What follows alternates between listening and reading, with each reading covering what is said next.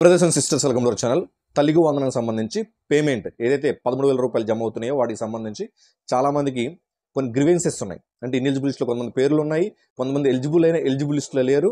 వాటికి సంబంధించి గ్రీవెన్స్ ఎలా రైజ్ చేయాలి, అసలు ఒక డిస్క్లస్డ్ వారి లాగిన్లో ఎలాంటి ఆప్షన్స్ ఉన్నాయి గ్రీవెన్స్ రైజ్ చేయడానికి. నేను ఈరోజు వీడియోలో ఒక డిస్క్లస్డ్ వారి లాగిన్లో గ్రీవెన్స్ రైజ్ చేయడానికి ఇచ్చిన ఆప్షన్స్ ఏంటి అనేది నేను వీడియో తెలియజేస్తాను. దేశ వీడియో లైక్ చేయడం 10 మందికి ఉపయోగపడుతుంది. కొత్తగా వస్తే సబ్స్క్రైబ్ చేసుకోండి. టాపిక్లో భాగంగా ఫస్ట్ మీకు స్క్రీన్ మీద చూపిస్తాను చూడండి. First age. నిజానికి తల్లికి వందనానికి పిల్లవాడి అర్హత ఏంటంటే మినిమం 6 ఇయర్స్ వస్తేనే కదా మనం ఫస్ట్ క్లాస్లో జాయిన్ అయ్యేది. సో ఏజ్ క్రైటీరియా ఒకవేళ రాంగ్గా అంటే 2 ఇయర్స్ 3 ఇయర్స్ అని ఏజ్ పడితే పిల్లవాడిది హౌస్ హోల్డ్ మ్యాపింగ్లో సెర్చ్ చేసుకొని దాన్ని అప్డేట్ చేసుకోవచ్చు డిస్క్లస్డ్ వారి లాగిన్లో. మీకు అర్థమవుతుంది అనుకుంటా. 2 ఇయర్స్ 3 ఇయర్స్కి ఉన్న పిల్లవాడికి తల్లికి వందనం ఎవరు కదండి. బై మిస్టేక్ అలా హౌస్ హోల్డ్ మ్యాపింగ్లో ఉన్నట్లయితే దాన్ని మనం సెర్చ్ చేసుకోవాలి ఏజ్ని. ఓకేనా, ఎవరిది పిల్లవాడిది. సో దాన్ని బట్టి తల్లి ఏజ్ తప్పున్న, ఫర్ ఎగ్జాంపుల్ మినిమం 18 ఇయర్స్ ఉండాలి తల్లికి వందనం రావాలంటే, బిలో 18 ఇయర్స్ ఉంది తల్లికి. So wrong mistake. సో దాని అంటే ఏదైతే మిస్టేక్ ఉందో ఆ యొక్క మిస్టేక్ని ఏజ్కి సంబంధించి వయసు సంబంధించి డిఓవర్ లాగిన్లో సెర్చ్ చేసుకోవచ్చు. నెక్స్ట్ చూసినట్లయితే child is eligible but details not found in eligible and ineligible list. అనుకుంటున్నారు, మీరు భావిస్తున్నారు మేము ఎలిజిబుల్ బట్ మా పేరు ఎలిజిబుల్ లిస్ట్లో లేదు, ఇన్ఎలిజిబుల్ లిస్ట్లో లేదు. సో ఇప్పుడు మేము ఏం చేయాలంటే చాలామంది సచివాలయం వచ్చి అడుగుతూ ఉన్నారు. వాళ్ళకి మంచి అవకాశం ఇది. మీ పేరు ఎలిజిబుల్లో కానీ ఇన్ఎలిజిబుల్లో కానీ పేరు రాలా, బట్ మీరు ఎలిజిబుల్ అని భావిస్తున్నారు. ఇప్పుడు మీరు డిస్క్లస్డ్ వారి లాగిన్లో గ్రామాల్లో అది వార్డ్ అయితే ward education data processing secretary లాగిన్లో అప్లై చేసుకోవాలి. ఓకేనా. సో అప్లికేషన్ ఫామ్ కూడా అక్కడే ఇస్తారు. అది ఎలా ఫిల్ చేయాలి నెక్స్ట్ చెప్తాను నేను. Okay, next grievance. Child or mother were not having rice card లేకపోవడం చైల్డ్కి కానీ మదర్కి కానీ. అంటే ఒక రేషన్ కార్డు ఉండాలి కదా, వైట్ రేషన్ కార్డు ఉంటేనే కదా మన సంక్షేమ పథకాలు వస్తున్నాయి. సో రేషన్ కార్డు లేకపోతే లేదని option. For example ineligible list మీ పేరు వచ్చింది, ఇన్ఎలిజిబుల్ లిస్ట్లో ఏమని వచ్చింది, రేషన్ కార్డు లేదు చైల్డ్ కానీ మదర్కి కానీ రేషన్ కార్డు లేదని వచ్చింది. ఇఫ్ ఇన్ కేస్ మీకు రేషన్ కార్డు ఉన్నట్లయితే ఆ రేషన్ కార్డు ద్వారా మీరు డిస్క్లస్డ్ వారి లాగిన్లో అప్లై చేసుకోవచ్చు.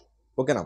Next child or mother not in same house hold. నేను ఆల్రెడీ చెప్తా ఉన్నాను, చాలామంది హౌస్ హోల్డ్ మ్యాపింగ్లో పిల్లల్ని యాడ్ చేయలేదు, అందువల్ల not same in same house hold mapping అంటుంది. అంటే ముందు నుంచి చెప్తున్నా, తల్లికి వందనం రావాలంటే తల్లి మరియు స్టూడెంట్ ఎవరైతే విద్యార్థి ఉన్నారో వాళ్ళు సేమ్ హౌస్ హోల్డ్ మ్యాపింగ్లో ఉండాలని చెప్పేసి.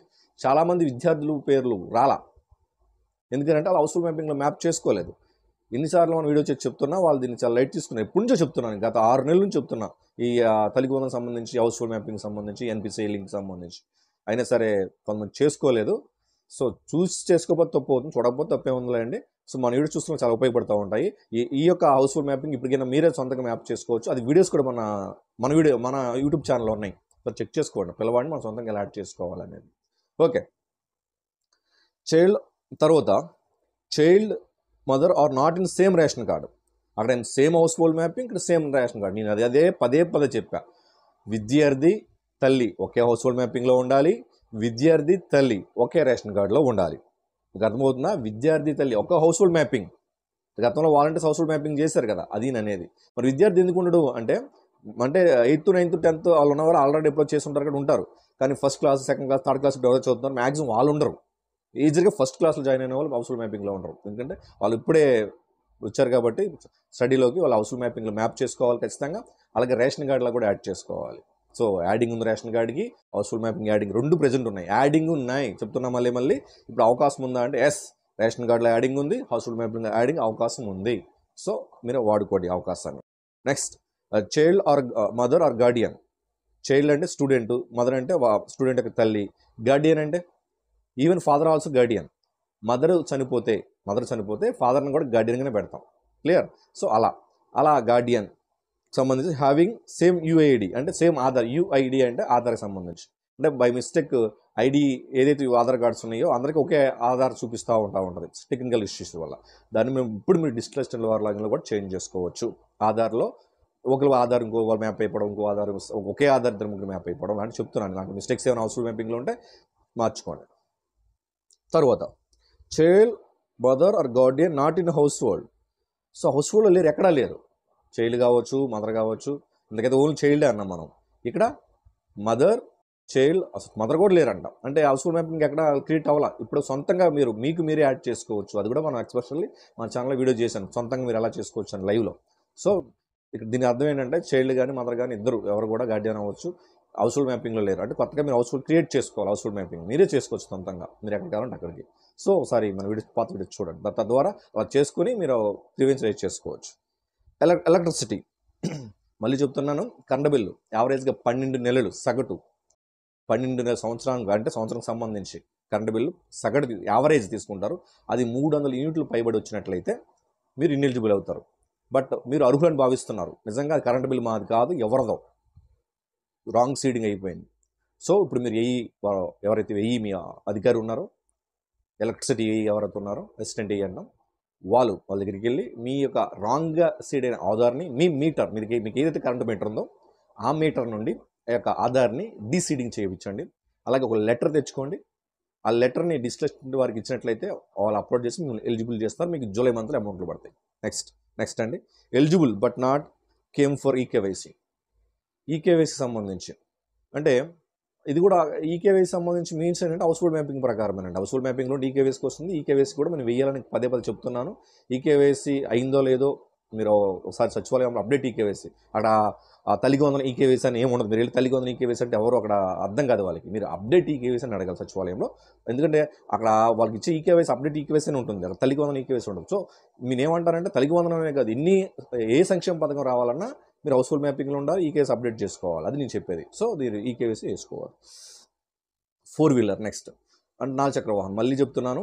4 వీలర్ అంటే ఎల్లో ప్లేట్ ఉంటే ఎగ్జంప్షన్ మినహాయింపు ఉంది, అంటే మీకు తల్లికి 100 డబ్బులు పడతాయి. ఎల్లో ప్లేట్ అంటే ఎల్లో ప్లేట్ మీన్స్ ఏంటి, మనం జీవనోపాధి అది ఆ ట్యాక్సీ నడుపుకుంటే తప్ప మన ఇల్లు గడవదు, అది దానికి ఎల్లో ప్లేట్ ఇస్తారు ఆర్టీఓ ఆఫీస్ వాళ్ళు. అది ఎలిజిబులే, దానికి మీకు ఏం చేయాల్సిన అవసరం లేదు. ట్రాక్టర్ ఉంటుంది, ట్రాక్టర్ వ్యవసాయానికి వాడతారు, అది ఉన్న ట్రాక్టర్ ఉన్న ఎలిజిబులే.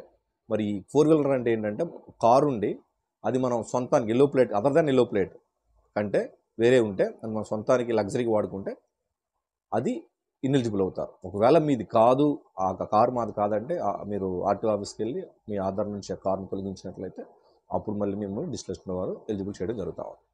Next income tax payer.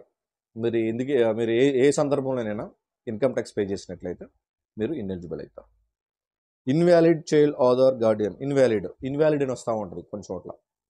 So యాక్ట్లో లేకపోవటం, మీరు అప్పుడప్పుడు ఇన్వాలిడ్ ఆధార్ ఎప్పుడు వస్తుందంటే మీరు ఎవ్రీ 10 ఇయర్స్కి మీ అప్డేట్ పోస్ట్ ఆఫీస్కి వెళ్ళి ఆధార్ సెంటర్కి వెళ్ళి మీరు అప్డేట్ ఈక్వేస్ చేయాలి. అక్కడ పోస్ట్ ఆఫీస్లో, సచివాలయంలో కాదు, పోస్ట్ ఆఫీస్లో ఆధార్ సెంటర్లో అప్డేట్ ఎవ్రీ 10 ఇయర్స్కి అప్డేట్ ఈక్వేస్ చేసుకోండి, మీకు యాక్టివ్లోకి వచ్చేస్తుంది.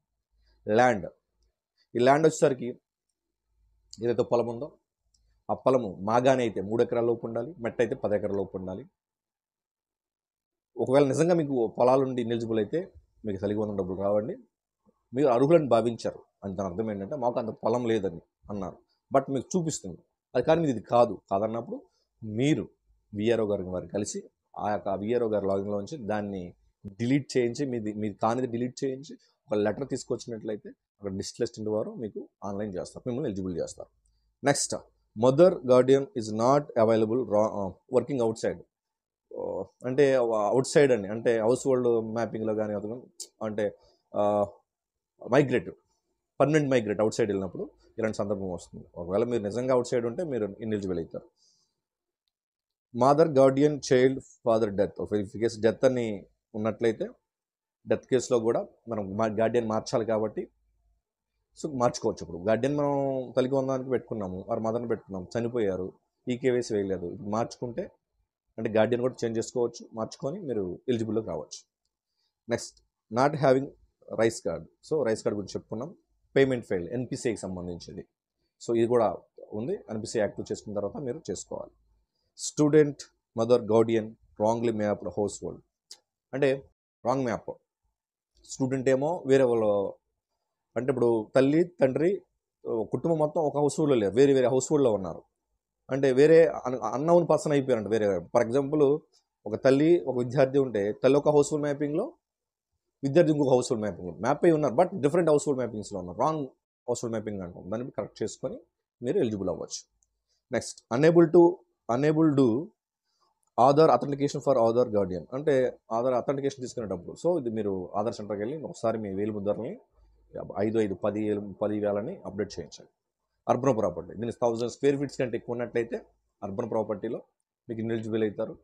మీరు అర్హులని భావించారు, అర్బన్ ప్రాపర్టీ మీది కాదు. ఒకసారి మున్సిపల్ కమిషనర్ వారిని మీరు అడిగినట్లయితే అక్కడ రీఅసెస్మెంట్ నెంబర్ ఏ ఏరియాలో ఉంది, అక్కడ ఆ ఏరియాలో వచ్చి అక్కడున్న రెవెన్యూ ఆఫీసర్ ఎవరైతే ఉన్నారో వాళ్ళు దాన్ని డిలీట్ చేయడం జరుగుతుంది. తర్వాత మిమ్మల్ని ఎలిజిబుల్ చేయడం జరుగుతుంది.